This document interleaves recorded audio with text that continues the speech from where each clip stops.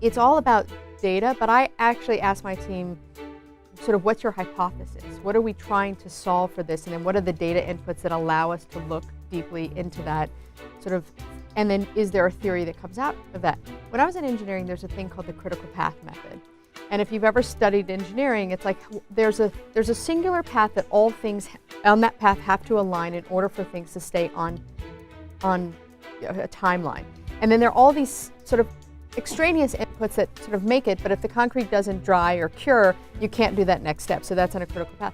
In marketing, I actually feel like we need to stop being as creative in terms of like, you know, the ivory tower and start looking at how do we move an audience from the traditional awareness into becoming sort of attached to that content, because attachment becomes this theory that is very hard to take people out of that. It's very primal. It goes back to your mother relationship.